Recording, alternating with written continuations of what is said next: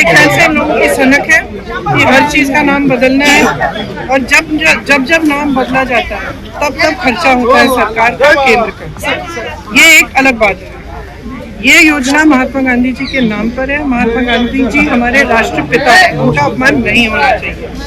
तीसरी और सबसे जरूरी बात, नाम बदलने से ज्यादा जरूरी ये बात है कि जो अधिकार इसी सदन में सबकी सहमति से जब वो कानून बना, तो यहाँ एक भी राजनीतिक दल नहीं था जिसने सहमति नहीं दी। तो सबकी सहमति से ये कानून बना कि रोजगार का 100 दिन का अधिकार जो सबसे गरीब जन है इस देश का, उसको मिलना चाहिए। अब इन्होंने बहुत चालाकी की है, क्योंकि ऊपर से ऐसे दिखता है कि सिर्फ नाम बदल रहे हैं और 100 से 125 दिन को बढ़ा रहे हैं इसे। लेकिन इसको अगर ठीक तरह से पढ़ा जाए तो इसमें 2-3 ऐसे विषय हैं जिनसे ये एकदम ये योजना कमजोर क्या ये खत्म हो सकती है। और मैं आपको समझाती हूँ कि ये क्या है ये विषय। सबसे पहला कि इन्होंने 100 से 125 दिन की बात की है, लेकिन कमाई की को बढ़ाने की कोई बात नहीं की। आज अगर आप किसी भी प्रदेश में जाएंगे, आपको पता चलेगा कि जो मनरेगा का बकाया अभी मिला नहीं है। तो जहाँ जाएंगे मजदूर ये कहते हैं कि अभी हमें पैसा नहीं मिला है।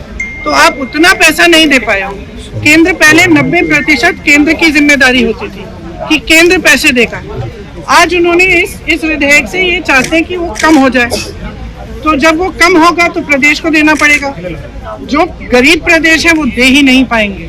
इतना भार, इतना बोझ पड़ जाएगा उनकी अर्थव्यवस्था पर कि वो दे ही नहीं पाएंगे। जब दे नहीं पाएंगे तो क्या होगा?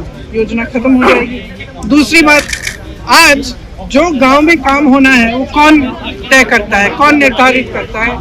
ग्राम प्रधान, पंचायत में निर्धारित होता है वो, और उसके लिए पैसे वहीं पे भेजे जाते हैं। अब क्या होगा कि केंद्र में निर्धारित होगा। अरे केंद्र में यहाँ पे दिल्ली में बैठे हुए इन लोगों को क्या पता कि आपको कौन सा कुआं चाहिए, आपको कौन सी दीवार बनानी है, आपको किस चीज की मरम्मत करनी है, नहीं पता चलेगा।